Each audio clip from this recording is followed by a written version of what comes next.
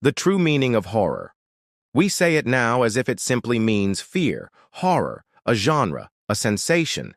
But when we peel back the modern assumptions, you will find a very different meaning curled in its roots, something older, more physical, and far, far more unsettling. The word horror didn't originally mean fear. It comes from the Latin verb horrere, which meant to bristle, to stand on end, to tremble. It describes the body before it describes the mind. Goose flesh, a chill up the spine, the involuntary reaction that happens right before the scream.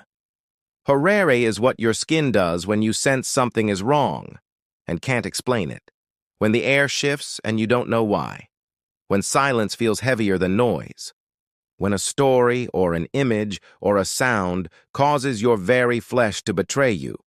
This is real horror in its oldest form, not fear of death, but the recognition of something unnatural, something wrong enough to provoke your body into revolting.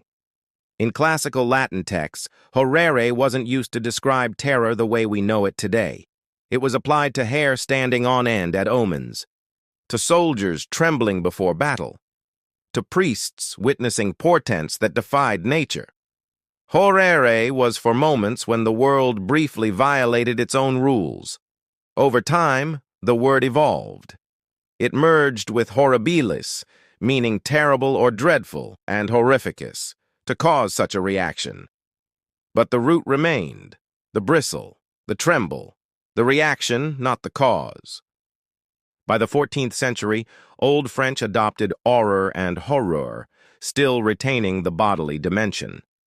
In English, horror entered in the late 15th century, initially describing not a genre or entertainment, but a physical loathing, a revulsion, the kind of reaction one has not to a threat, but to an obscenity.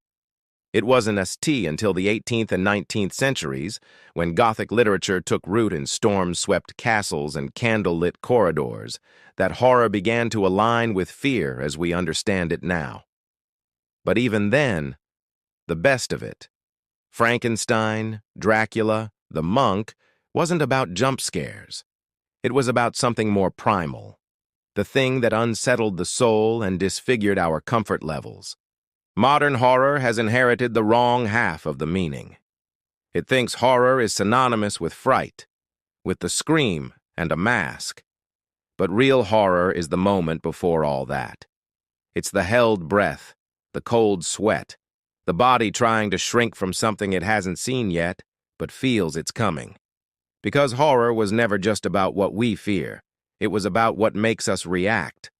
When your hair stands on end even before the monster enters into the frame, when the eerie silence of a child's room just sounds wrong, when your mouth goes dry and your breath shortens for no reason you could name, that is real horror.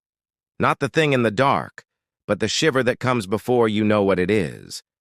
So the next time someone asks you what horror means, don't say fear. Say, it means my body remembers something my mind hasn't yet understood, and it's already reacting.